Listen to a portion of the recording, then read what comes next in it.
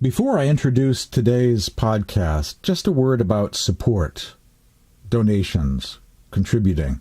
If you value the rare information you find on these programs, these various podcasts of Spiritual Awakening Radio, I hope you'll consider making a donation, supporting this unusual program, this most unusual podcast. Go to any page of my website and you'll find a yellow PayPal donate button. Go to my website, spiritualawakeningradio.com, and click on the PayPal donate button if you feel so inclined. Today on Spiritual Awakening Radio, two programs in one. I actually combined together two podcasts to create a 90-minute presentation. A Vegetarian Jesus and Apostles at the Beginning of Christianity, and the Gospels of the Ebionites, the Hebrew Christians, based on an article and the latest research on this subject of the vegetarianism of early Christianity. During this 90-minute feature, you'll hear the following explored. Evidence that Jesus and the original Aramaic Christians were vegetarians. Dueling gospel traditions, pro-meat and pro-veg.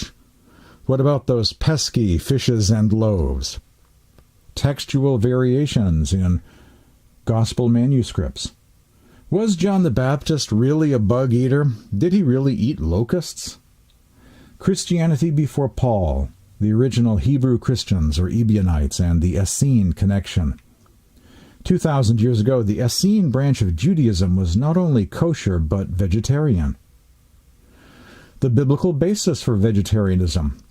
There have always been denominations in Judaism and Christianity that have advocated vegetarianism, just based on one of the 10 Commandments, thou shalt not kill. They had no access to Clementine homilies or Ebionite gospels, but they found in the book of Genesis a vegetarian ideal and a prophesied ideal of vegetarianism in the book of Isaiah, the biblical basis for vegetarianism. A reflection about St. Paul's leniency for new converts. We may yet sign up the Apostle Paul to the vegetarian cause. Uncovering a vegetarian Yeshua, or Jesus, at the beginning of Christianity. You'll hear vegetarian sayings of Jesus. Jesus stopping animal sacrifice in the Temple of Jerusalem. The uninformed Sunday school notion of the disciples of Jesus forever remaining fishermen lives on in the minds of many, but we can find grown-up disciples eventually becoming apostles, assuming leadership roles of various communities in the Jesus movement. Hear the veg sayings of the apostles or about the apostles. John never ate meat.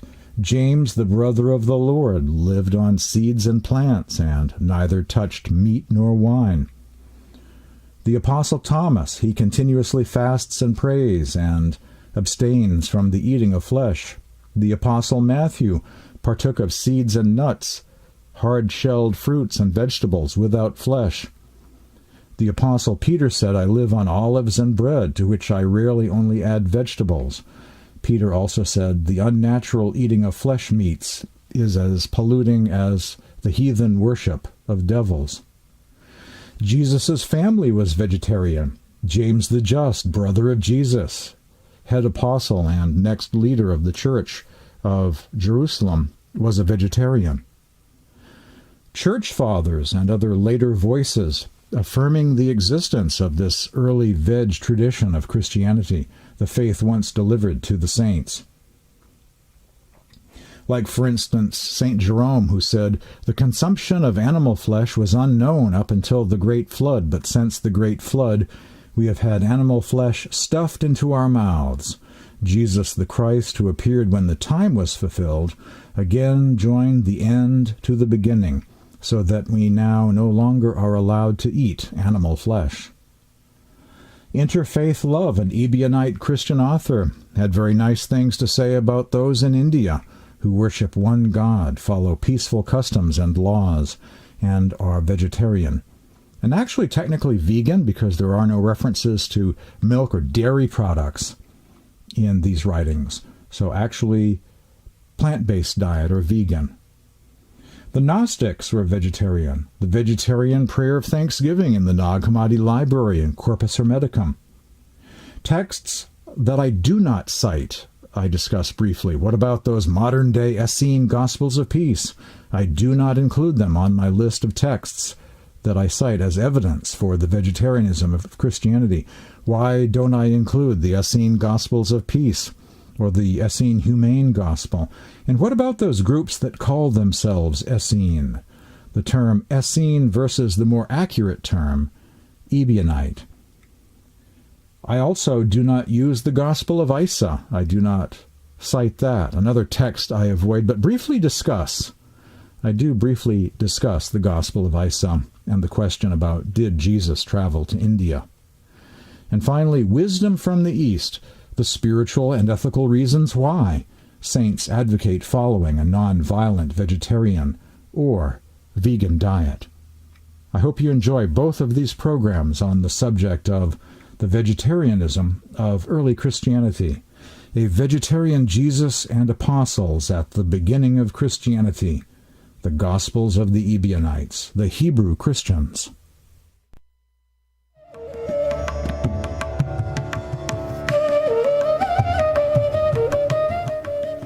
Evidence for a vegetarian Jesus at the beginning of Christianity, today on Spiritual Awakening Radio. My name is James Bean. This is a topic I've touched upon before. Today's program is an updated version based on new research and a new article I'm having published on the subject of vegetarianism and early Christianity. Evidence that Jesus and the original Aramaic Christians were vegetarians. Not just kosher, but they were closer to the Essenes and followed a vegetarian diet. They were the grandchildren of the Essenes, if you will. And so they weren't just kosher because they were Jewish, they were vegetarians because of their closeness to the Essene branch of Judaism 2,000 years ago.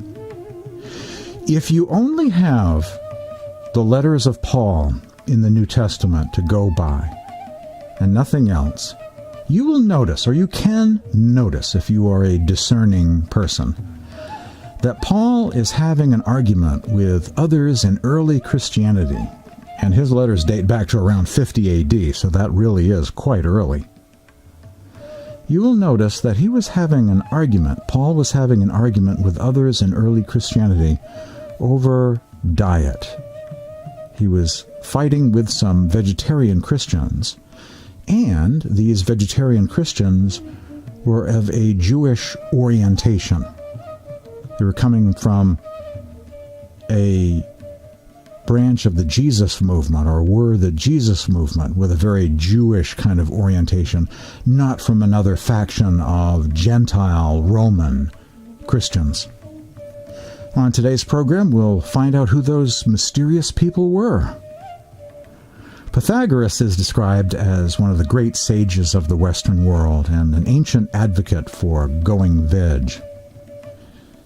Pythagoras once said, "As long as man continues to be the ruthless destroyer of living beings, he will never know health or peace. For as long as men massacre animals, they will kill each other. Indeed, he who sows the seed of murder and pain cannot reap joy and love." Albert Einstein once said, "Nothing will benefit human health and increase chances for survival of life on Earth as much as the evolution to a vegetarian diet." This is from a saying of Jesus, not from a Latin or Greek manuscript, but from the old Syriac Aramaic manuscript of the Gospel of Luke. "Be on guard, so that your hearts do not become heavy with the eating of flesh." This is a saying of Jesus from Matthew chapter 9. Go and find out what is meant by the scripture that says, "It is kindness that I want, not animal sacrifices." There Jesus is actually referring to a passage from the Hebrew scriptures about abolishing animal sacrifice in Judaism. Today you will encounter vegetarian sayings of Jesus from many sources, canonical and extra-canonical, along with a collection of passages revealing that the apostolic leadership of the original Jesus movement were also vegetarians, following in the footsteps of their spiritual master. In addition, I include examples of pro-veg passages from even some of those early church fathers, those Orthodox church fathers, and from many other writings too. The carnistic premise or bias of Western church tradition about eating meat is really based on European dietary customs, quite independent of the Jesus movement, quite uninformed about what Hebrew Christians taught or had for a dietary code thousands of years ago. But they have made use of a couple of verses from the Orthodox New Testament in order to basically reinforce their already established preference for eating meat. For those not acquainted with Judeo-Christian history and the various collections of writings or scriptures from the early centuries AD, at first glance, or at least on the surface, it appears that Jesus ate fish and John the Baptist dined on insects. Certainly, European Christianity enjoys portraying it that way. The uninformed Sunday school notion of the disciples of Jesus forever remaining fishermen lives on in the minds of many. When it comes to vegetarianism and Christianity, the first question people always ask is, in the scriptures, aren't there passages describing Jesus as serving fish on a couple of occasions, as well as eating lamb during the Jewish holiday known as the Passover? They have inherited the belief that Jesus was a meat-eating Messiah. Some might also cite a verse about John the Baptist eating insects or locusts. Dueling gospel traditions, pro-meat and pro-veg. This is something that has come up in several different world religions, actually. For instance, in Buddhism, there are two traditions within Buddhism, pro-meat and pro-vegetarian. Each have their own sutras, or scriptures. Buddha says, okay to eat meat. Buddha says, it's a sin to eat meat. Take your pick. The same is historically true with Christianity. The original Jesus movement, or Hebrew Christians, sometimes called the Aramaic Christians, sometimes they're called the poor, or Ebionites, or Nazareans, with their Gospels versus scriptures and Gospels associated with Paul and what evolved into the Roman Church of the West. The Gospel of the Hebrews and Gospel of the Ebionites describe a vegetarian ethos at the beginning of Christianity, a vegetarian Jesus, and vegetarian apostles, or at least they became vegetarian apostles. A John the Baptist who ate carob, or locust beans, not bugs, and a rejection of ritual animal sacrifice, be it in pagan temples or the Jewish Temple of Jerusalem. For the followers of Paul, dropping the vegetarian dietary requirement of the Jesus movement was a way to make it much easier to get more converts from around the Roman Empire.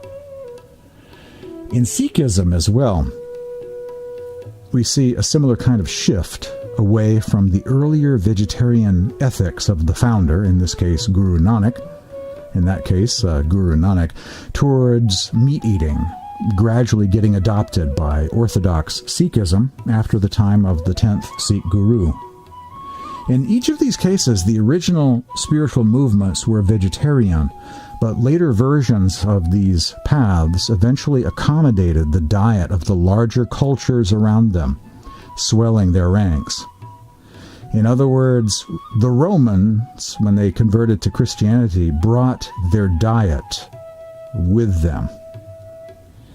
For most, living their busy lives and not interested in difficult research anyway, this is an all too complicated history of Passover lambs eaten or not eaten, depending on who you talk to, locusts versus locust beans, and other fishy choices made by certain gospel manuscript copyists, adding extra servings of fish to the menu. Most stay stuck with whatever diet and beliefs they've grown up with. Change or metanoia is not their way. So on the question of diet, they just see what they wish to see, and change shall never be. Those on a spiritual quest seeking truth are sometimes more flexible and willing to change. Only a compassionate heart will figure this out. What about those pesky loaves and fishes? The original version of the feeding of the multitude story only refers to bread, not bread with fish. Fish apparently got added to some gospel verses later on. Keith Akers, who has devoted much research into this question, points out the existence of different versions of the biblical story, the feeding of the 5,000 or the feeding of the multitude. He says, if you look at other accounts of the same incident, if you look, for instance, or for example, at the early church fathers who also talk about the feeding of the 5,000, Irenaeus mentions the feeding of the 5,000. Eusebius also mentions that, and another early church writer also discusses Jesus' feeding of the multitude. And in every case, they discuss the bread, but they don't mention anything about fish. So I think fish is a later addition, he says. He also goes on to say, in fact, if you even look at the New Testament, it says at another point, when Jesus is talking about the feeding of the 5,000, he says, don't you remember when I fed the multitudes and all the bread we took up? And he doesn't mention the fish. That's Keith Akers. See his website, compassionatespirit.com, and his book, Was Jesus a Vegetarian? Matthew 16:9, loaves without any mention of fish. Quote, do you not yet perceive? Do you not remember the 5 loaves for the 5,000 and how many baskets you gathered? Unquote. No fish. No fish included with the loaves there. The same is also true with a similar or parallel reference in Mark chapter 8. No fishes with the loaves. Irenaeus lived during the 2nd century and described in detail the miracle of the multitude being fed with bread. No mention whatsoever of fish. Eusebius and other early historians mention the loaves, but not the loaves and fishes. And when I looked into this further, I found 2 more references in early Christian apocryphal writings to the feeding of the 5,000. And again, reference is made to bread, but not the fish, as if in the New Testament they were reading at the time. The feeding of the 5,000 didn't include fish because fish hadn't been inserted into Greek gospel manuscripts yet, my guess. As it now stands, in the New Testament Gospels, the bread is everywhere present, but the fish only sometimes, says Keith Akers. This strongly suggests that the original tradition was about the distribution of bread, not bread with fish. There actually are many examples of textual variations, they're known as, in the diversity of New Testament manuscripts where words or phrases are either being added or omitted. In New Testament manuscripts, while there are some textual variations throughout, all the way, to the book of Revelation, by far the majority of variations occur with the 4 Gospels and the book of Acts. The most spectacular example of textual variations is at the end of the Gospel of Mark, which has several different alternate endings depending on what manuscript one happens to be using. Some have a longer ending, others a shorter ending. Basically there's a chapter that's in some manuscripts but missing from others. Sometimes just a few added verses of Mark chapter 16. Different, quite a bit of a different ending depending on which manuscript you're using. So it's interesting to notice that fishes are not always included with the loaves in the various accounts of the feeding of the 5,000. In any case, as the saying goes, it's not where you've been, it's where you're going. Many of us have changed our diet upon adopting a spiritual path or converting to a different religion. While several of the disciples are clearly described in the Gospels as having been fishermen, and there are references to fish in the New Testament Gospels, we find Jesus saying to his new friends, "Come." He says, "Come, follow me, and I will make you fishers of men, fishers of people, fishers of souls," in other words. So rather than remaining fishermen, perhaps operating some sort of imagined Jesus Fish Company of Galilee, some sort of lifelong career as fishermen, in other words, rather than that, what we do find is those individuals adopting a new spiritual path, being transformed into disciples, and eventually even becoming spiritual teachers, successors of Jesus. St. Mark is credited for Egyptian Christianity. Thomas, the Apostle of the East, who ends up in India, according to the Acts of Thomas, and so on. Rather than more fish metaphors, a variety of different sources in early Christianity described these apostles as becoming vegetarians. As they got older, as they became part of this Jesus movement, and eventually ended up being founders of various spiritual communities as successors of Christ, focused on the teachings of Jesus, establishing churches in different areas of the world. And there are quotes attributed to all of these apostles that are veg, very clearly veg. Quote, "John never ate meat," unquote. Quote, "James, the brother of the Lord, lived on seeds and plants and touched neither meat nor wine," unquote. The Apostle Thomas continually fasted and prayed and abstained from the eating of flesh, unquote. The Apostle Matthew partook of seeds and nuts, hard-shelled fruits and vegetables without flesh, unquote. Peter said, quote, "I live on olives and bread, to which I rarely only add vegetables," unquote. And another passage attributed to Peter, "The unnatural eating of flesh meats is as polluting as the heathen worship of devils," unquote. So, whether they were fishermen or not, I'm sure they were, some of them are described as fishermen eating fish early on. You know, if you get to know early Christian writings, you discover some very clear references to these folks becoming advocates for vegetarianism and described as being vegetarians. Surprise!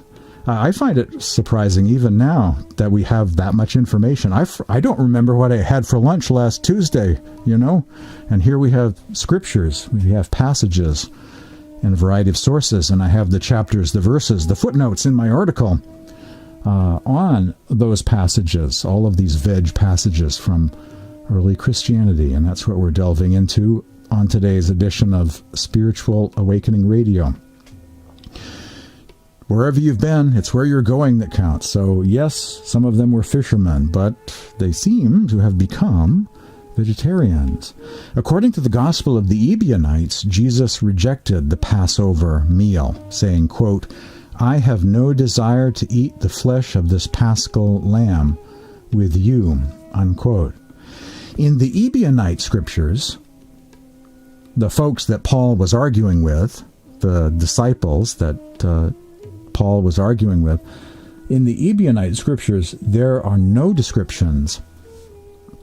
more descriptions of young disciples of Jesus being involved in fishing or eating fish. In the Ebionite scriptures, there are no accounts of Jesus eating fish or miracles of multitudes being fed fish. There are no descriptions of Jesus consuming the flesh of any animal. Rather, those sayings of Jesus contain condemnations of eating meat. Furthermore, in the Ebionite scriptures, Jesus condemned animal sacrifice in the Temple of Jerusalem and sought to forever bring that practice to an end. The Ebionite or Hebrew gospel quotes Jesus as saying, "I have come to abolish the sacrifices,"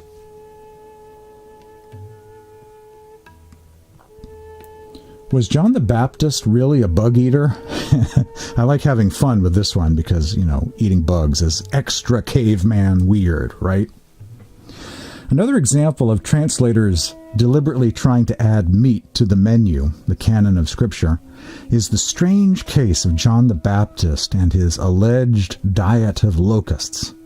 This is from Wiki Answers. There have been a long-standing confusion, or there has been, rather, a long-standing confusion in the origin of the word locust. Locust is both a bean from the carob plant and an insect. The Greek word for cakes or bread made from the flour of the carob bean is spelled Egkrides, and the Greek word for locust, the insect, is Akrides. So you see, a translator, someone copying a manuscript who's not from the Middle East, perhaps doesn't know Aramaic, could, I think, make a mistake like that and choose the wrong word. John the Baptist, it goes on to say, belonged to a group of ascetics who believed in repentance and in leading an austere lifestyle. We can conclude that John the Baptist ate locust plant seed from the carob tree, unquote. Wiki Answers, the entry for John the Baptist. After the break, I will continue talking about John the Baptist. Was he a bug eater or a carob bean consumer? The scholar Bart Ehrman weighs in on the vegetarianism of John the Baptist, as does the scholar Robert Eisenman. We'll continue exploring the vegetarian references in early Christianity. You're hearing Spiritual Awakening Radio. Stay tuned for more after these messages.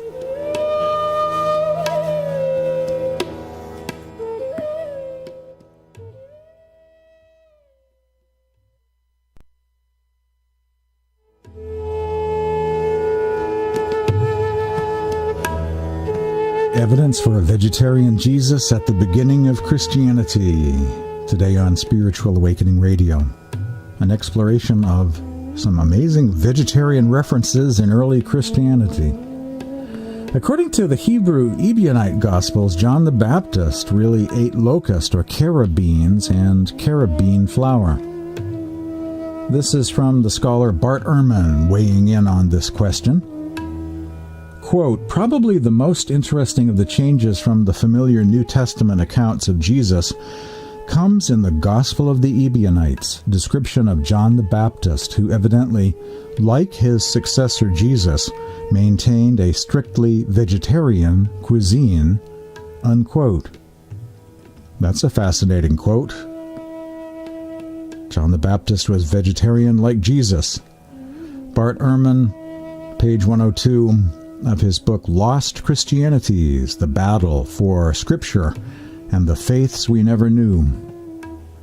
The scholar Robert Eisenman weighs in on this question of vegetarianism as well in his 1,000-page book on James the Just, a book called James, the Brother of Jesus, saying, quote, John was both a Rechabite or a Nazarite and vegetarian. One suggestion is that John ate carobs.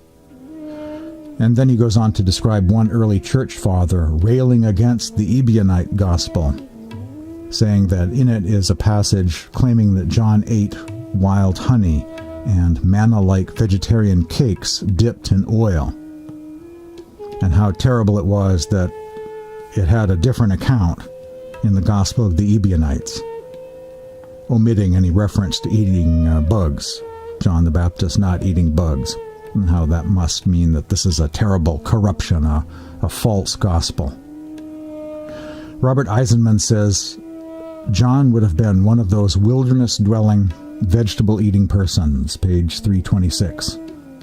They, the Nazari, ate nothing but wild fruit and honey, probably the same food that John the Baptist also ate.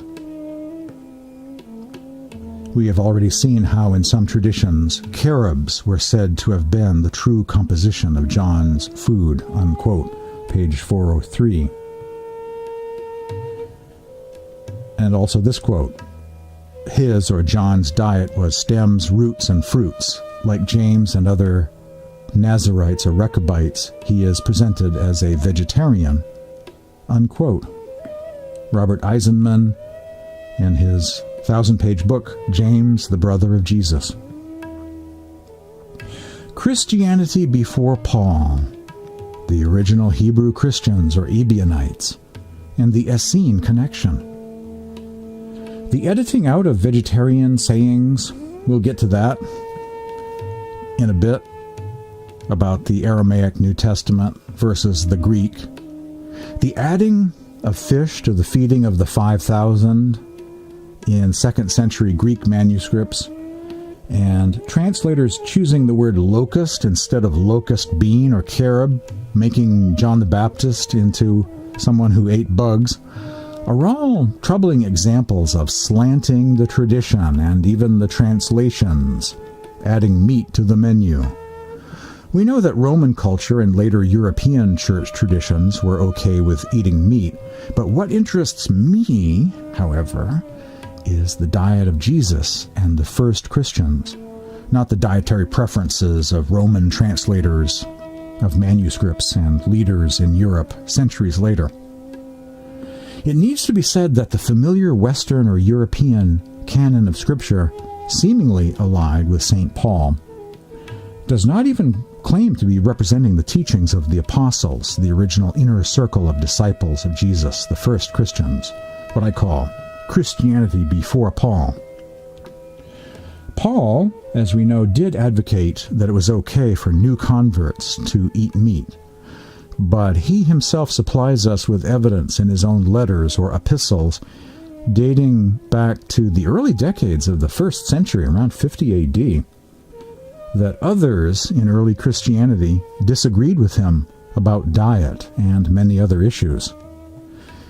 Paul dropped the vegetarian requirement for his new Gentile converts. If you read his New Testament epistle or letter to the Galatians closely, you can notice there was quite a bit of tension between Paul and the original Jesus movement based in Jerusalem, the others. In his writings, Paul gives them left-handed compliments, calls them weak of the circumcision, or even Judaizers. Clearly he was not close to them, but had a strained, frosty, distant, awkward relationship with the original disciples of Jesus. But, they're the original disciples of Jesus. Given their credibility and affiliation with Jesus, Paul really couldn't come out and condemn them, couldn't call them false, couldn't denounce them. But he does greatly marginalize them. They are barely mentioned at all. There's a few short writings not authored by Paul near the end at the back of the book, at the back of the New Testament. Not many of their scriptures got included in the New Testament. For instance, James the Just was Paul's elder, but his epistle, his letter, is placed near the back of the book. It's like he's in the back of the auditorium, not in the front, if you know what I mean. Not getting a whole lot of respect, in other words. Those in the Jerusalem part of the Jesus movement, Jesus' own family and spiritual successors, headed by the Apostle James, the brother of Jesus and next leader of the Aramaic-speaking Jerusalem community, were vegetarians. They disagreed with Paul's sect about diet, believing that Jewish and Gentile followers, including new converts, should all be vegetarians and have nothing whatsoever to do with religious rituals pertaining to animal sacrifice. Quote, eating meat that had been sacrificed to pagan idols, unquote. So how could it be that Jesus' own family, the actual group of direct disciples, would have it all wrong about diet, and forms of Christianity claiming succession from Paul, founded decades and even centuries later on, got it right? The truth of the matter is that the Hebrew Gospels did not portray Jesus as eating fish or Passover lamb, and in those Gospels, John the Baptist did not eat insects. Paul's group and those sects that emerged later on in Europe claiming succession from Paul had their literature and teachings and theology, but so did the Ebionites, the Hebrew Christians. There were pro-meat gospels, as we know, but there were also pro-vegetarian gospels, the Gospel of Matthew, the Hebrew Gospel of Matthew, as well as the Hebrew Logia of Matthew, the Gospel of the Hebrews, the Gospel of the Nazareans, and the Gospel of the Ebionites, as well as other Ebionite literature, including a vast treasure trove of surviving writings known as the Clementine homilies and the recognitions of Clement, a kind of Ebionite Book of Acts. After the break, I want to describe the Clementine literature and delve into the biblical basis of vegetarianism. There have been vegetarian Christian religious movements around for a long, long time without any knowledge of the Clementine homilies or Gospel of the Ebionites. They were just basing it on the Old and New Testaments. The biblical basis for vegetarianism, coming up next. Stay tuned for more Spiritual Awakening Radio.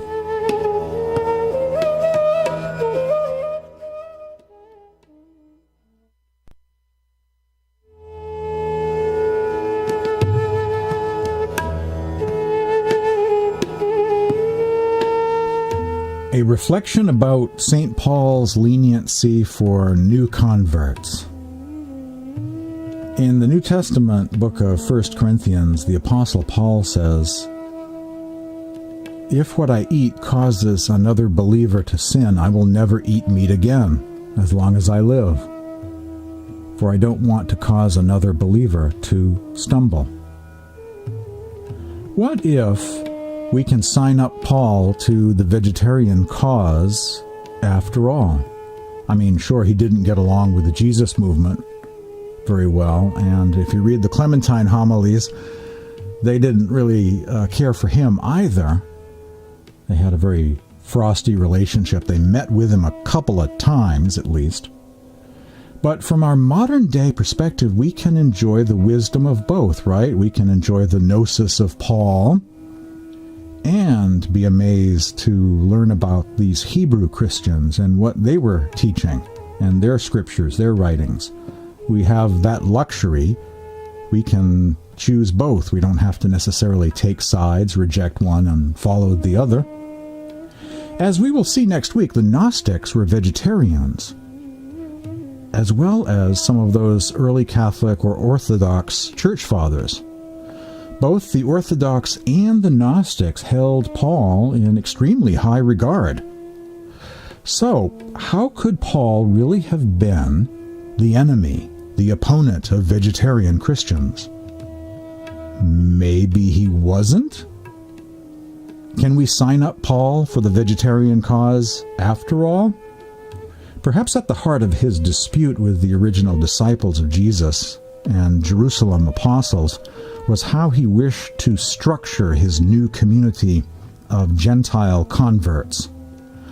Some in early Christianity did develop a two-fold or two-level organizational approach, consisting of 1, new converts to the faith, sometimes described as hearers of the word, and 2, the elect, those initiates of the mysteries of the kingdom of heaven, more mature, who were, quote, being perfected in love and knowledge, unquote, adhering to a stricter discipline that included vegetarianism.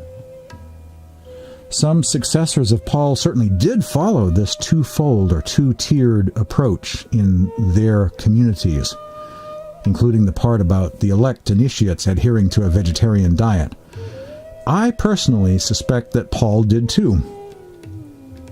The Hebrew Christians, however, did not have a two-tiered format, one for new converts or Gentile believers to have a transitional or grace period, and another for Jews more established in wisdom and knowledge. They only had the one level and ethical standard for all.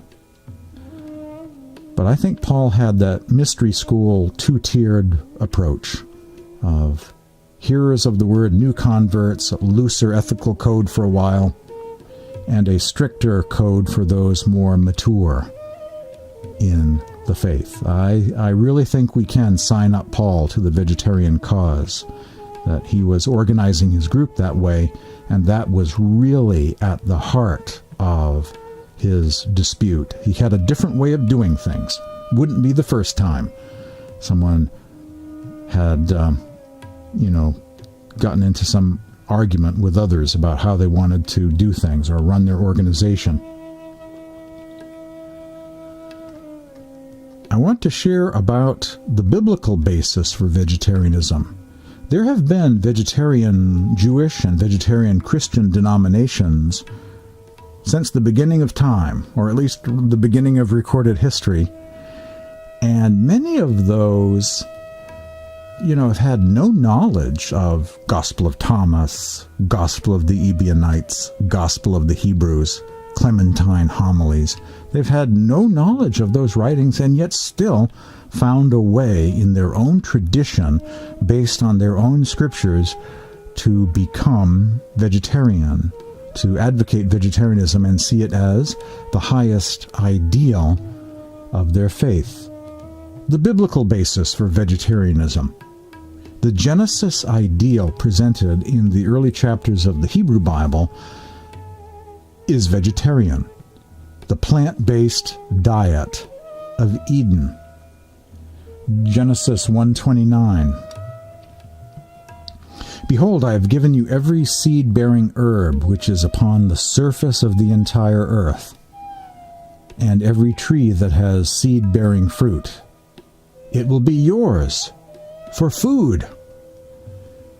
Hebrew book of Genesis 1:29, a translation quoted at a vegetarian Kabbalah website. Only after the fall of man and post-flood phases begin is there meat eating according to Genesis and ritual animal sacrifice. Quite often spiritual movements advocating going back to Eden, re-entering a heavenly paradise, entering into a golden age, a millennium, a kingdom of heaven or kingdom of God, or mystical reunion with God, include vegetarianism as part of their spiritual path.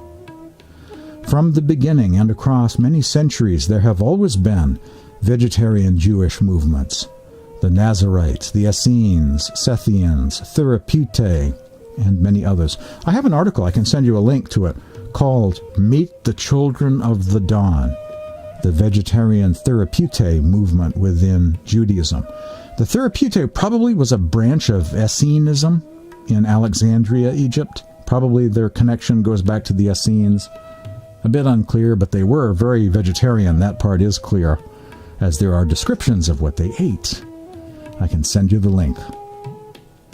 The Essenes were one of the three major branches of Judaism 2,000 years ago, and predates Jesus and Christianity by at least a couple of centuries.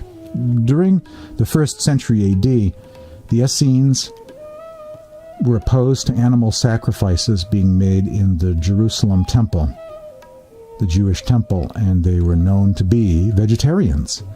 The Essenes were the group that Jesus and the first Christians, the Ebionites, were closest to, sharing with them the same values, sacred texts. Unlike the Sadducees and Pharisees, the Essenes are never criticized in the New Testament. The Hebrew church was largely populated by Messianic Essenes that converted to the Jesus movement. This earlier Essene movement within Judaism adhered to a vegetarian diet and had also been opposed to animal sacrifice in the Temple of Jerusalem. That is the context within Judaism. The Essenes of Dead Sea Scrolls fame, the John the Baptist group, the Mandaean Gnostics, also known as the Nazareans or Nazari. And the Jesus movement had much in common and are related to each other. For instance, followers of the original Jesus movement are sometimes called Ebionites. But that term Ebionite also turns up in the Dead Sea Scrolls. Scholars continue to debate the exact nature of the relationship between these various related cousin groups. In any case, these groups shared many of the same values, scriptures, and spiritual beliefs. Stay tuned for more Spiritual Awakening after this break.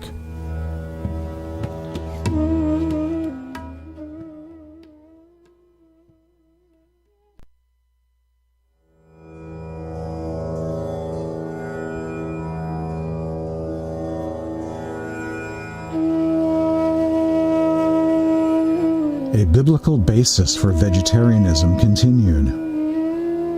A vegetarian ideal is described by the prophet Isaiah in the book of Isaiah of the Hebrew Scriptures, the Old Testament, chapter 11, verses 6 through 9.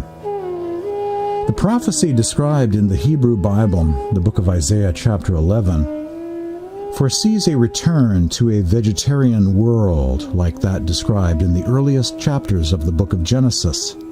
Back to Eden, where the cow, bear, snake, and the children of humanity coexist in peace. For the Essene branch of Judaism of Dead Sea Scrolls fame, the book of Isaiah was a very central text. Many copies of it were discovered at the Essene Library of Qumran, the Dead Sea Scroll discovery. Isaiah was a favorite text of the Jesus movement as well, those Hebrew Christians, the Ebionites, along with another book known as The Ascension of Isaiah.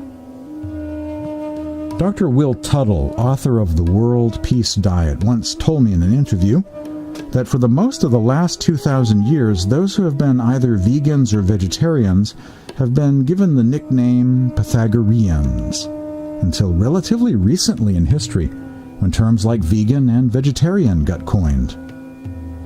Such has been the lasting legacy of Pythagoras upon the West. Though in the Greek world of antiquity the Pythagoreans were a significant influence on many, were major voices and advocates of vegetarianism and discontinuing religious ritual animal sacrifices in various pagan temples, from passages like Genesis 1:29, Isaiah 11, Hosea 6:6, and others, one can understand why Jews and Christians during the late BC and early AD period could easily see a biblical basis for their vegetarianism. Indeed, since that time, there have been many Jewish and Christian groups that have advocated a vegetarian diet, seeing vegetarianism as the ideal in their own scriptural tradition, without any access to Clementine homilies or Gospel of the Hebrews or importing teachings from some other religion or the philosophy of Pythagoras. In other words, they see it in their own biblical tradition. They see vegetarianism in their own scriptures. If the way of peaceful vegetarianism is the divine ideal, thy kingdom come, thy will be done, why put it off for millennia, relegating it to some faraway time in the deep, distant future? Why not follow the examples of the Essenes and Ebionites and Adventists and many others, and step into this vegetarian ideal today? Hashtag assisting Isaiah. Hashtag back to Eden.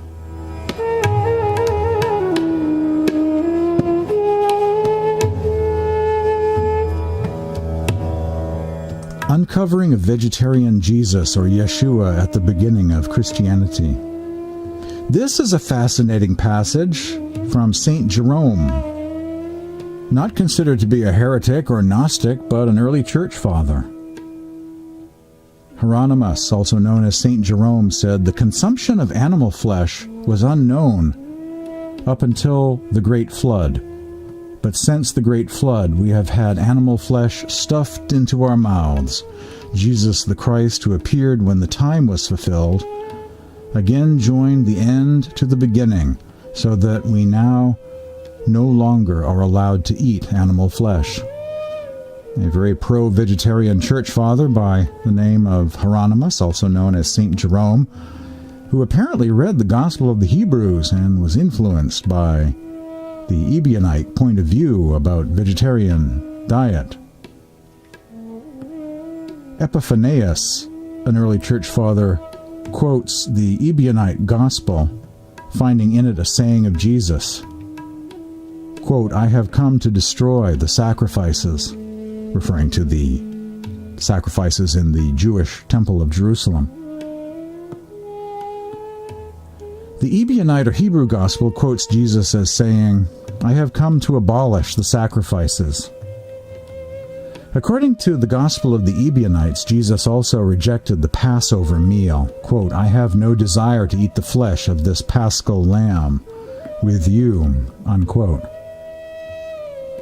Keith Akers, in his book, Was Jesus a Vegetarian?, said, "The dispute over vegetarianism in the early church shows that the leadership of the Jerusalem church was vegetarian. The latter history of Jewish Christianity indicates that Jewish Christianity was vegetarian and preserved this tradition of defending animals. Jesus' attack on the animal sacrifice business demonstrates that Jesus himself shared these views. In the New Testament Gospel of John chapter 2 is described the famous account of Jesus driving out the money changers, overturning the tables of the money changers in the Jewish temple of Jerusalem. He also freed animals that were destined to be sacrificed, liberating cattle, sheep, and doves.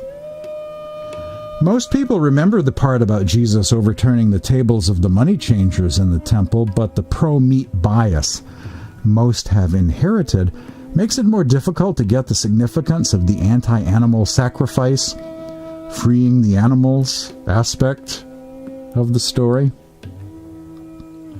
Go and find out what it means by the scriptures that say, "It is kindness that I want, not animal sacrifices." Jesus from Matthew chapter 9, referring to a passage from the Hebrew scriptures, Hosea 6:6.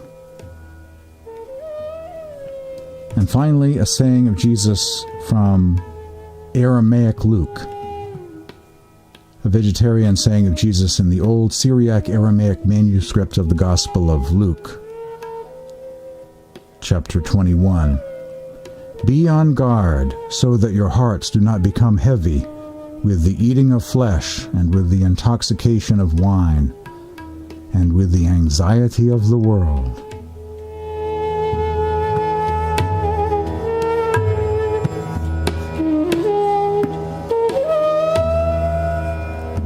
To receive a link to my article on vegetarianism in early Christianity, to receive a link to my article on the Therapeutae, the Jewish mystical group I referred to earlier, send an email to me at this address, james@spiritualawakeningradio.com, james@spiritualawakeningradio.com, or you can send a text message to me at this number, 508-603-9381. On next week's program, I'll pick up where I left off, and we'll delve into the vegetarian references to the apostles, covering the apostles and lots more on part 2 next week. Tune in again next week at this same time for another edition of Spiritual Awakening Radio.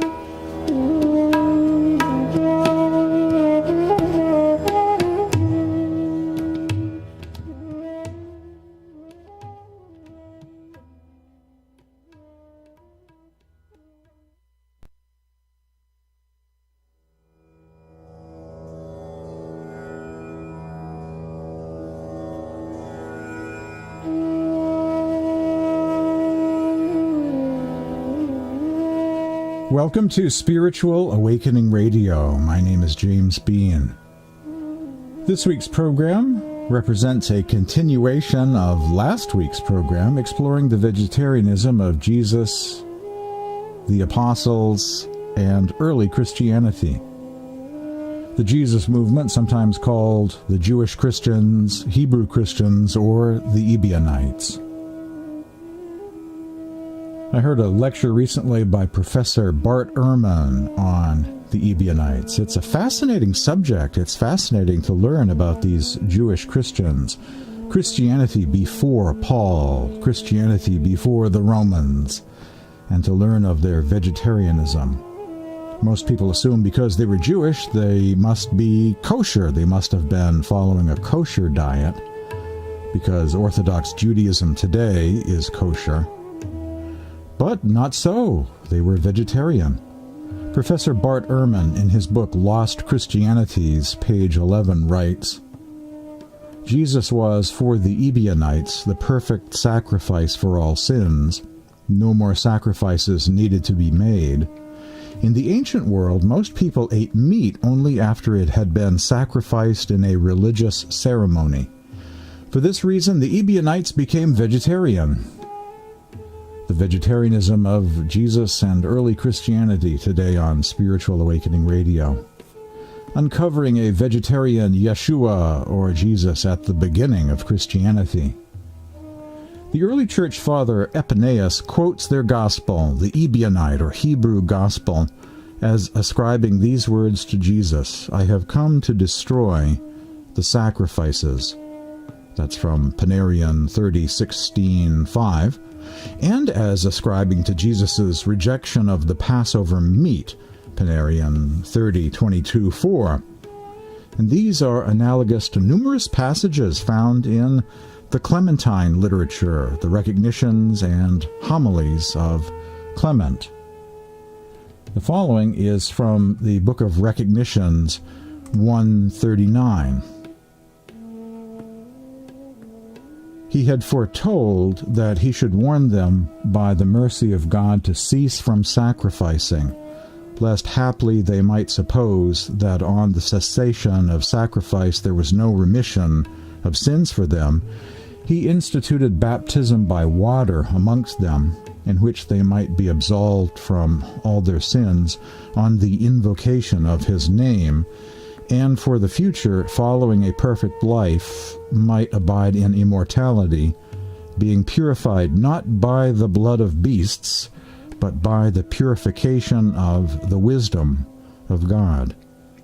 A paragraph found in the Book of Recognitions 139. The Clementine literature represents a giant Ebionite Book of Acts and is the largest surviving collection of vegetarian Ebionite literature that survives the centuries.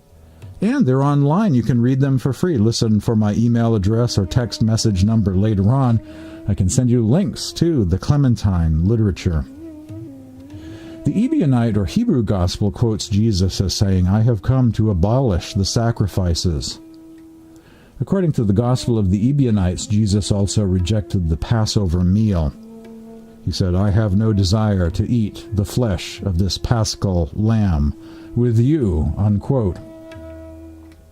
Jesus stopping animal sacrifice in the temple, picking up where I left off last week, discussing this particular passage from the Gospel of John, chapter 2.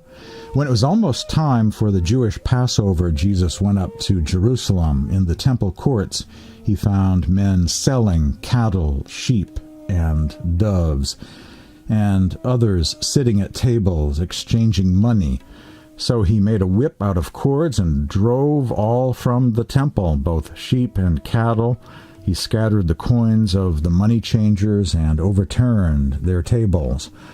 To those who sold doves, he said, get out of here. That's from the regular New Testament, Gospel of John, chapter 2. As I mentioned last week, most remember the part about Jesus overturning the tables of the money changers in the temple, but the pro-meat bias most have inherited makes it more difficult to get the significance of the anti-animal sacrifice, freeing the animals aspect of the story. Go and find out what is meant by the scripture that says, it is kindness that I want, not animal sacrifices. Jesus from the Gospel of Matthew chapter 9, verse 13, using the Good News translation. Here Jesus was referring to a passage in the Hebrew Scriptures, Hebrew Bible, that was very popular with the Essenes, the vegetarian branch of Judaism that rejected sacrifices in the Temple of Jerusalem. Hosea 6:6 is the passage that is actually from. For I desire mercy, not sacrifice. and acknowledgement of God rather than burnt offerings, unquote. There is a vegetarian saying of Jesus in the old Syriac Aramaic manuscript of the Gospel of Luke: "Be on guard, so that your hearts do not become heavy with the eating of flesh, and with the intoxication of wine, and with the anxiety of the world."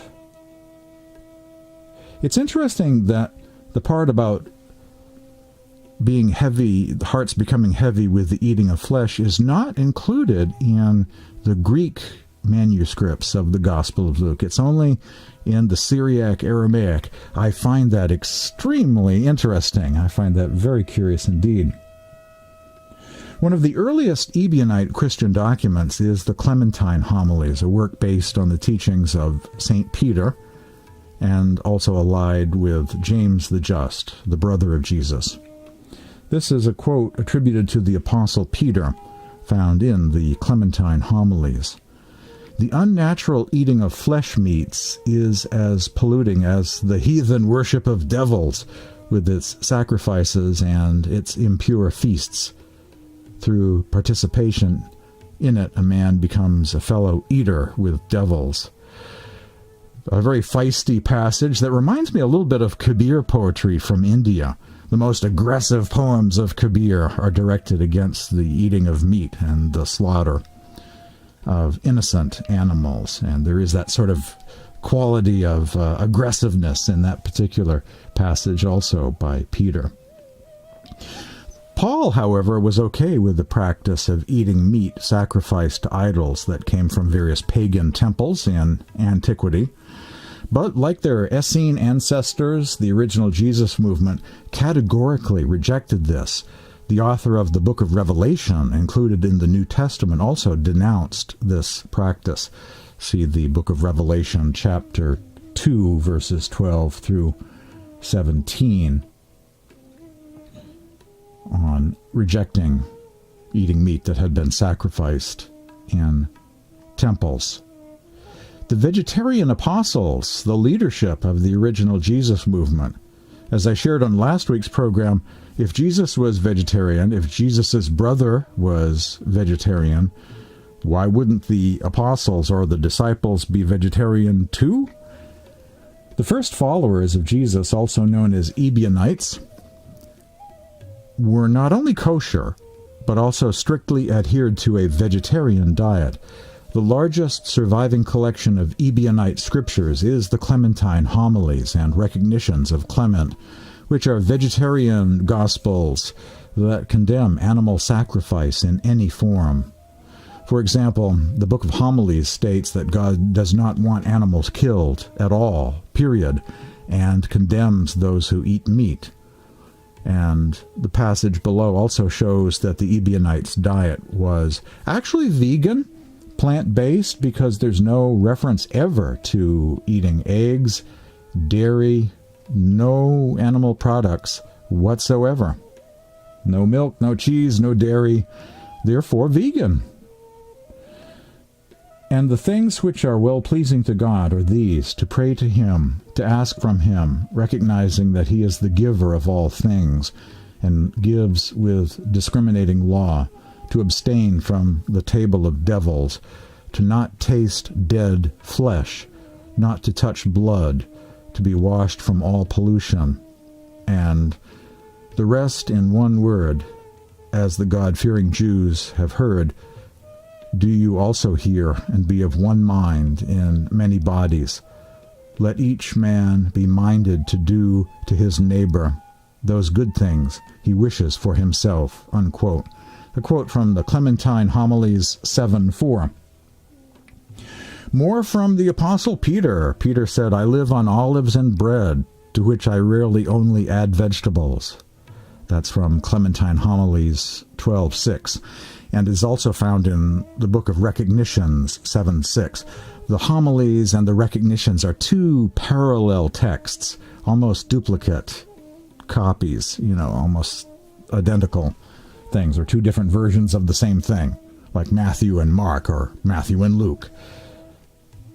And again, listen later on from my email address, or contact information, and I can send you links to the Clementine homilies. And the earlier quoted vegetarian verse attributed to Peter is worth repeating again. The unnatural eating of flesh meats is as polluting as the heathen worship of devils, with its sacrifices and its impure feasts. The Apostle Matthew, and happiness is found in the practice of virtue. Accordingly, the Apostle Matthew partook of seeds and nuts, hard-shelled fruits and vegetables without flesh. That's a passage from the early church father Clement of Alexandria, from the Instructor, Book 2, Chapter 1. Clement of Alexandria is an interesting person, has a lot of intriguing things to say, an interesting early church father. The Apostle Thomas, also a vegetarian. He continuously fasts and prays, and abstaining from the eating of flesh and the drinking of wine, he eats only bread with salt, drinks only water, and wears the same garment in fine weather and in winter, accepting nothing from anyone, and gives whatever he has to others. A passage from the Acts of Thomas, chapter 20. This is from Eusebius, The History of the Church, section 2:3. John never ate meat. James the Just, brother of Jesus, head apostle and next leader of the church, the original Jerusalem group, was a vegetarian. Jesus had a brother. He's referred to by scholars and historians as James the Just. According to a wide variety of sources, James became Jesus' spiritual successor, the next leader of this group, referred to as the Hebrew Christians or Ebionites. James was a vegetarian. Professor Robert Eisenman, in his 1,000-page book, James the Just, The Key to Unlocking the Secrets of Early Christianity and the Dead Sea Scrolls, said that James was a vegetarian. James, the brother of the Lord, lived on seeds and plants and touched neither meat nor wine. Another early Christian quote. And from the History of the Church of Eusebius, Book 2, Chapter 23, James, the brother of the Lord, was holy from his mother's womb, and he drank no wine, nor strong drink, nor did he eat flesh, unquote. And furthermore, wouldn't everyone in Jesus' family, brothers and sisters, be following the same diet and ethical code?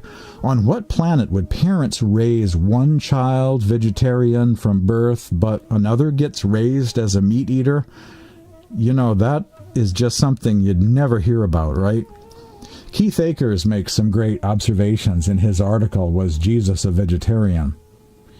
Quote, Eusebius says that James, the brother of Jesus, was a vegetarian, and in fact was evidently raised as a vegetarian, from birth, from the womb, quote unquote. And according to the Ecclesiastical History of the Church 2:23. So, why would Jesus' parents have raised James as a vegetarian unless they were vegetarian themselves and raised Jesus as a vegetarian as well?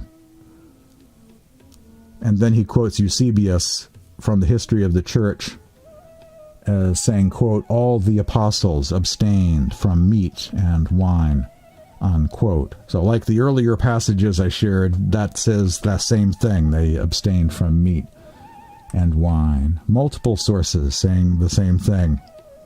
And James became the successor of Christ and next leader of the Jesus movement. The Gospel of Thomas, saying 12, the disciple said to Jesus, we are aware that you will depart from us. Who will be our leader? Jesus said to them, no matter where you come from, it is to James the Just that you must go, for whose sake heaven and earth have come to exist. From the Gospel of Thomas, saying 12, I view the Gospel of Thomas very much as relating to the Ebionites, related to, somehow or another, related to the gospel of the Hebrews, the gospel of the Ebionites, because of this verse, saying 12, putting it in the James the Just camp, aligning the book with James the Just as being the true spiritual successor of Christ.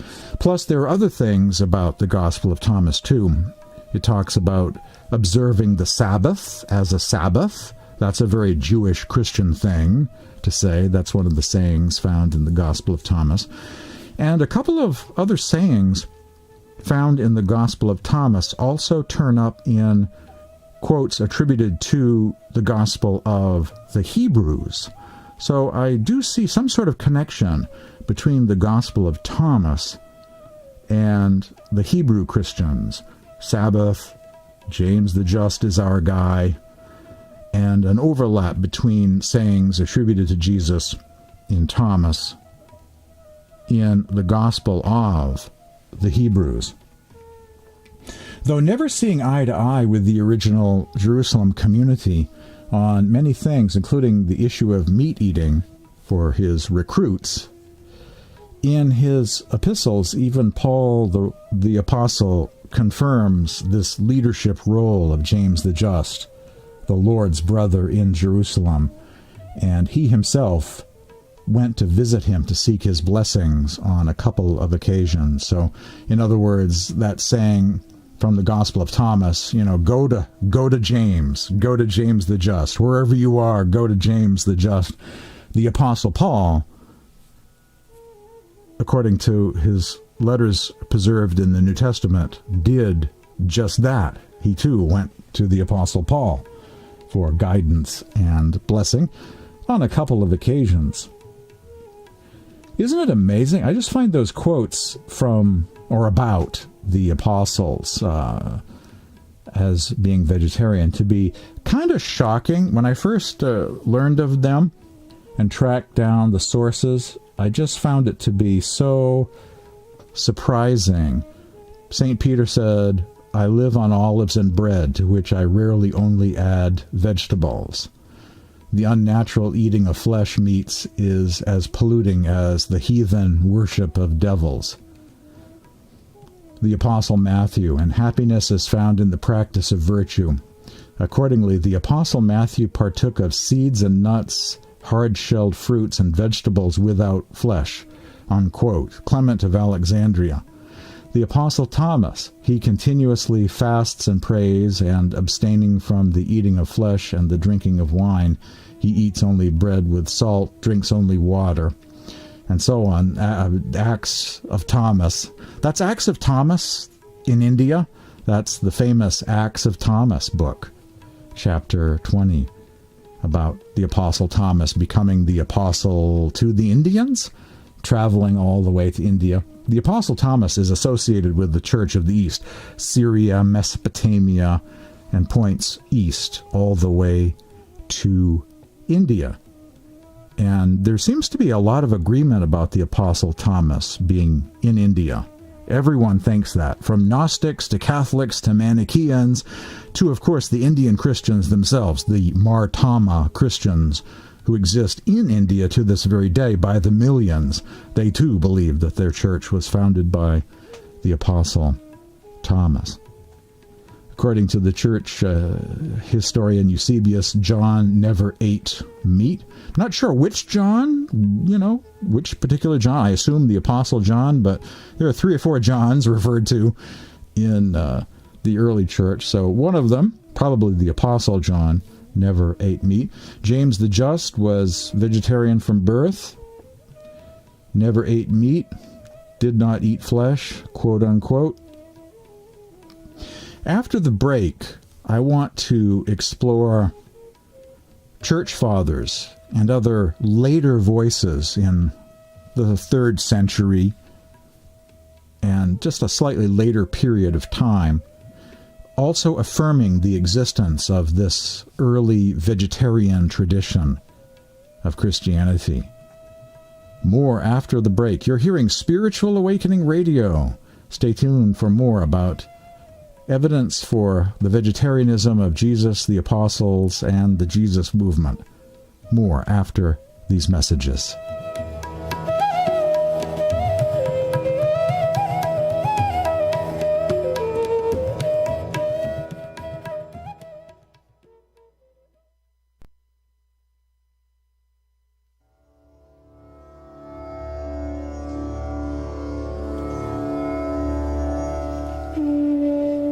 Evidence for the vegetarianism of Jesus, the apostolic leadership of the Hebrew Christians, the Ebionites, today on Spiritual Awakening Radio. Between last week's program and today, 90 minutes on this subject of the vegetarianism of the original Christians. Christianity before Paul. Jewish Christians before Roman Christians. Christianity before Paul. One minor correction, or slight clarification. It was the Apostle Paul who went to seek out the guidance and blessings of James the Just, not the other way around. I do this show live without editing, so just to be clear, it was Paul who went to James the Just. And I pointed out in the previous segment that there's a saying in the Gospel of Thomas, saying 12, where the disciples ask, "Who is going to lead us when you depart from us?" And the reply from Christ is, "Wherever you are, go to James the Just. Go to James the Just, for whose sake heaven and earth came to be." And the Apostle Paul did that on a couple of occasions. Now, there are multiple sources for this leadership role of James the Just being described. The scholar Robert Eisenman has a 1,000-page book called James the Brother of Jesus, saying the very same thing, tying together multiple sources about James the Just being the leader of the Hebrew Christians. And he says there was even a kind of apostolic succession from James the Just, 18 other successors after James the Just in this Ebionite Hebrew Christian community that once upon a time existed in antiquity. Some other clarifications or corrections to people's perceptions. During this series, I do not cite the Essene Gospel of Peace volumes by Edmond Bordeaux-Zeki. They say some great things. There's some nice poetry in there, but they're not ancient texts. There are no Aramaic or Greek manuscripts of the Essene Gospel of Peace. It was mostly authored by Edmond Bordeaux-Zeki himself back in the 1920s, 1930s. Not taken from some ancient manuscripts found in the basement of the Vatican. So I don't use those. They say some great things, but they belong in the poetry bin, not in the ancient Christian scriptures bin. And also endeavoring to be accurate and scholarly, making use of undisputed sources of information that are credible only. I do not use the Essene Humane Gospel because that's a 19th century vegetarian gospel that someone wrote that says some great things and does contain quotes from earlier sources. But again, it's not an ancient text, therefore I do not use it. I do not use channeled writings, such as the Aquarian Gospel. And I stay far, far, far away from the Gospel of Isa. There was a book published by a Russian author called The Unknown Life of Jesus the Christ by Nicholas Natanovich. Natanovich said he was traveling in Tibet and went to a monastery and discovered some Pali language text called the Gospel of Isa. But others went to that same Buddhist library in the monastery later on, and they were told, nope, there's never been a book by that title here. And if you look at the Wikipedia entry for the Gospel of Isa or Nicholas Natanovich, it's not looking so good. Not a credible source, not an ancient text, but something that someone made up during the 19th century, so therefore I steer very clear, far, far away from that. There is a great veg saying that is attributed to Clement of Alexandria, which I also have not used in this series. It goes something like, don't make your body a graveyard for animals. It says nice things. It's a nice quote, but it is considered apocryphal or not really a quote that is properly attributed to Clement of Alexandria. So it's disputed, don't need it, don't use it. It's not a solid thing that scholars would agree upon as being an ancient text from an ancient manuscript or from an early church father quoting something available to them at the time that is found in a Greek or Latin manuscript that dates back thousands of years, many centuries. So, can't use it, and I steer clear of that.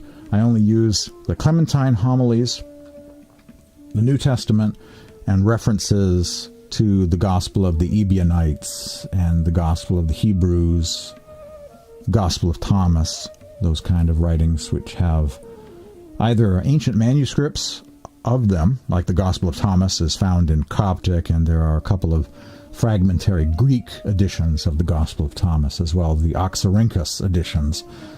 And I make use of that, or early church fathers quoting from the Gospel of the Hebrews, that sort of thing. But no channeled writings, no disputed texts.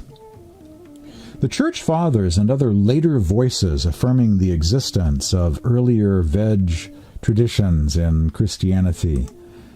James, the brother of Jesus, lived on seeds and vegetables and did not accept meat or wine. A quote from St. Augustine. The consumption of animal flesh was unknown up until the Great Flood, but since the Great Flood we have had animal flesh stuffed into our mouths. Jesus the Christ, who appeared when the time was fulfilled, again joined the end to the beginning, so that we are now no longer allowed to eat animal flesh. A pro-veg early church father by the name of Hieronymus, also known as St. Jerome, who apparently read the Gospel of the Hebrews and was influenced by Ebionite views. That is the most pro-veg passage of them all, and it's not by a Gnostic source or Ebionite source or apocryphal source. It comes from St. Jerome, recognized in Catholicism and Eastern Orthodoxy, also who goes by the name Hieronymus. The consumption of animal flesh was unknown up until the time of the Great Flood, but since the Great Flood we have had animal flesh stuffed into our mouths. Jesus the Christ, who appeared when the time was fulfilled, again joined the end to the beginning, so that we are now no longer allowed to eat animal flesh. That's an amazing passage from an early church father by the name of St. Jerome or Hieronymus. After the break, more from early church sources and interfaith love from the Clementine homilies. You're hearing Spiritual Awakening Radio. Stay tuned for more after these messages.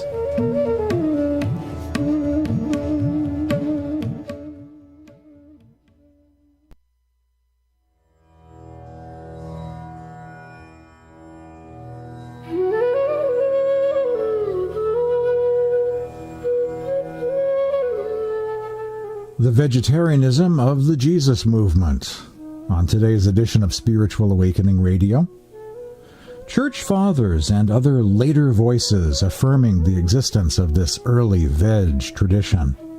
I mentioned already the quote from Augustine or St. Augustine.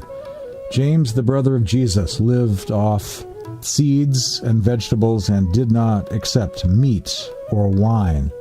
Here's another version of that Hieronymus quote. Another version of the same passage attributed to St. Jerome or Hieronymus. The eating of meat was unknown up to the big flood, but since the flood, they have the strings and stinking juices of animal meat into our mouths, just as they threw in front of the grumbling sensual people in the desert. Jesus Christ, who appeared when the time had been fulfilled, has again joined the end with the beginning, so that it is no longer allowed for us to eat animal meat, unquote. Clement of Alexandria once said, "Sacrifices were invented by men to be a pretext for eating flesh." Origen of Alexandria, quote, was a teetotaler and a vegetarian, and he often fasted for long periods of time, unquote. The following passage reminds me of something the Buddha once said. The Buddha once said, "The eating of meat extinguishes the seed of great compassion." This is from Saint Basil the Great. an early church father and heavyweight saint in Eastern Orthodoxy, actually, said, "The steam of meat meals darkens the spirit.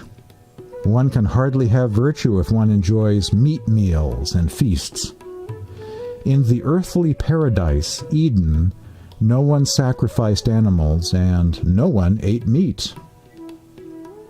It's also true that in the tradition of saints and mystics, those who develop the third eye center, "If thine eye be single, thy whole body shall be full of light," third eye, inner vision, the contemplation of heavenly light, all of those spiritual movements, all of those saints and mystics have been vegetarian, as if there really is something about meat that darkens the third eye, that darkens the inner vision. If we are what we eat, being in denial about all the cruelty of flesh eating does extinguish the seed of compassion and may indeed darken the spirit, darken one's inner vision. Interfaith love. The following passage is from the Recognitions of Clement. This Ebionite Christian author has very nice things to say about those in India who worship one God, follow peaceful customs and laws, and are vegetarian or vegan. Imagine, clearly he sees parallels between his own religion and that of his brothers and sisters in the Indian countries. 2,000 years ago, India was not ruled by a central government, but was organized as many different provinces or regions. This is one of the most amazing passages I know of in the extra-canonical scriptures, as it is a rare example of one religion, Ebionite Hebrew Christianity, seeing truth in another religion, Hinduism, a rare interfaith moment in human history. The Recognitions of Clement and the Clementine homilies are surviving Jewish Christian texts representing an Ebionite vegetarian point of view. Quote, "There are likewise amongst the Bactrians in the Indian countries immense multitudes of Brahmins who also themselves, from the tradition of their ancestors and peaceful customs and laws, neither commit murder nor adultery, nor worship idols, nor have the practice of eating animal food, are never drunk, never do anything maliciously, but always revere God." Unquote.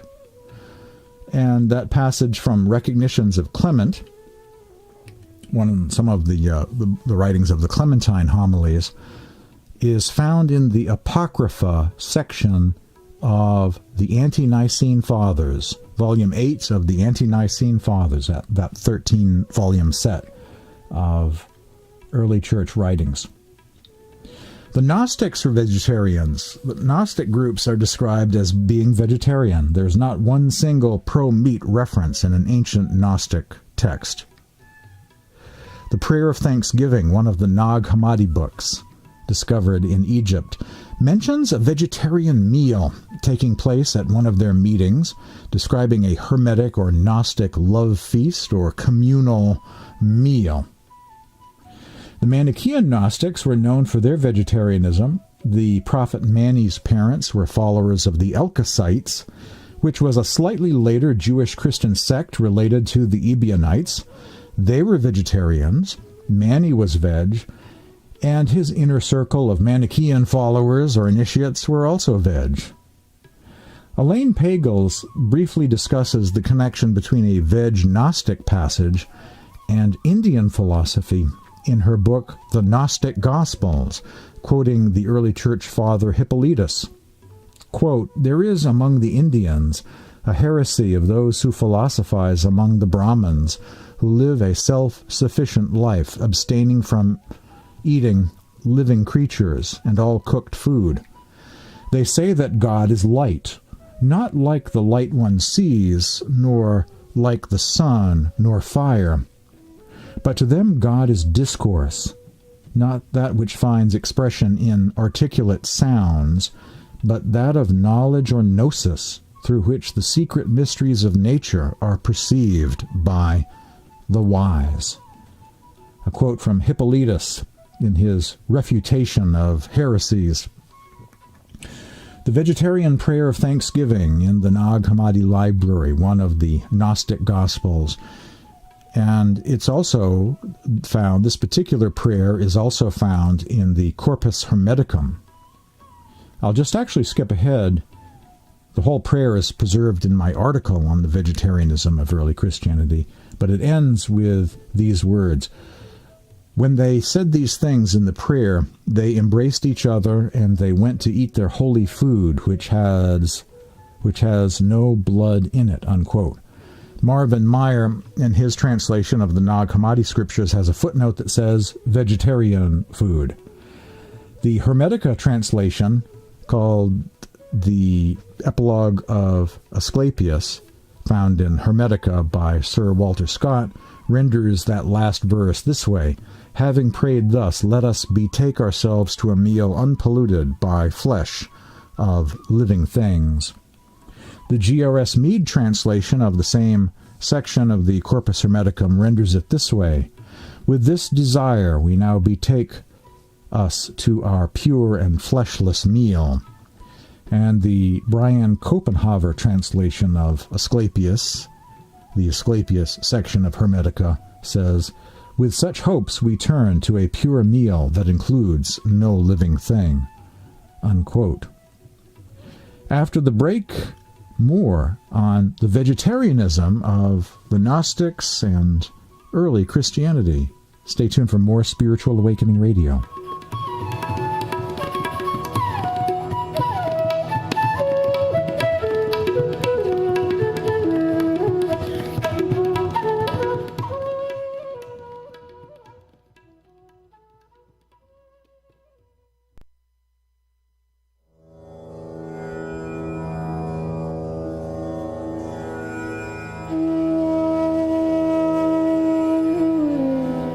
To receive a written transcript of today's program, essentially a copy of the article that I'm basing this program on, Evidence for a Vegetarian Jesus at the Beginning of Christianity, all about the vegetarianism of Jesus, the apostles, the Ebionite Gospels of early Christianity, send me an email. I'll send you a link to this article. My email address is james@spiritualawakeningradio.com. james@spiritualawakeningradio.com, or send me a text message at this number, 508-603-9381. Some early Church Orthodox heresy hunters used to require meat eating on Sundays as a way to discover who those nefarious vegetarian Gnostics were in their midst. Since Gnostics were generally vegetarians, anyone refusing to partake of fleshly meals would be suspected of heresy. The following quote is found in the book Gnostic Visions by Luke Myers. While the initial cause for Gnostic vegetarianism has been unknown in the past, many classical Christian authors have documented the Gnostics' widespread practice of vegetarianism. In a 4th century Christian document, it attests that heretical Gnostic Christians were still so common, and there were so many Gnostic heretics among the clergy and monks in Egypt that in one region, the Patriarch Timothy made eating meat compulsory on Sundays as a way to flush out who the vegetarian Gnostics were, unquote. What do you think of those contemporary groups that call themselves Essenes? There are several neo-Essene type groups that have formed in recent years or decades, published books, and have websites. They are interested in the Jewish roots of Christianity. Their heart is in the right place. They are close. They are onto something, yes, as are those Sabbath-keeping, feast day keeping, groups that are attempting to reconnect with the Jewish roots of Christianity. They are onto something, yes, but I disagree with the use of the word Essene, instead preferring Ebionite, since Ebionite refers specifically to followers of Jesus and his successors, what some call the Hebrew Christians. So, yes, many Essene Jews converted to the Jesus movement, and then were called Ebionites. Technically speaking, the term that's most accurate, I think, is Ebionite, or referring to them as the Ebionites. Did Jesus go to India? Not that I'm aware of. The Gospel of Isa by Nicholas Natanovich did not work out, was not a credible, real, ancient text. See Wikipedia for further debate on that. Maybe there's a Reddit forum about it as well. Who knows? So we can't really base it on that book. The Apostle Thomas, as I mentioned earlier, there are a lot of traditions that do talk about Thomas traveling to the east, but the jury is very much still out on Jesus traveling to India. Wisdom from the East.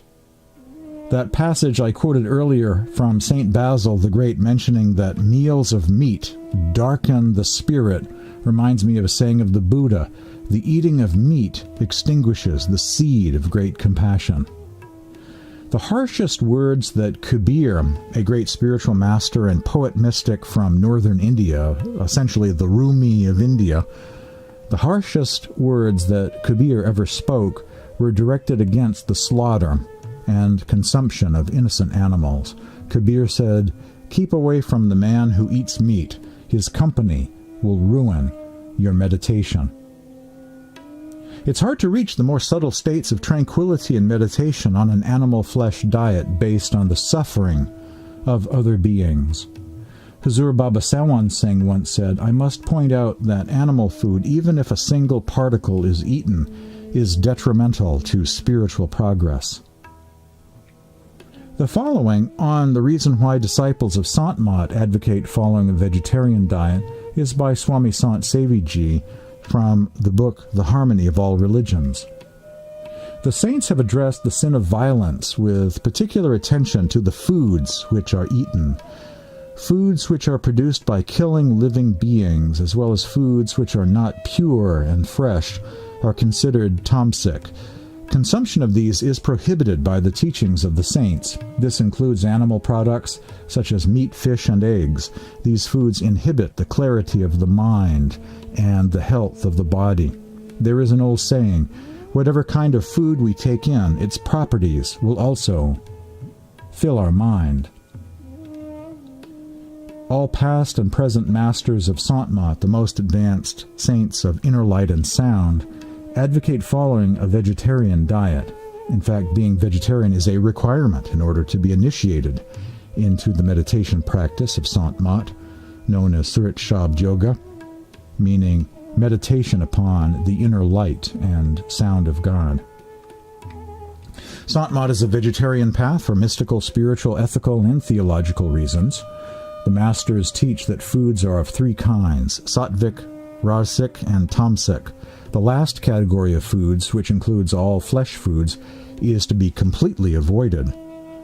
Sattvic, or pure foods, the first category, includes grains, beans, vegetables, fruits, seeds, and nuts.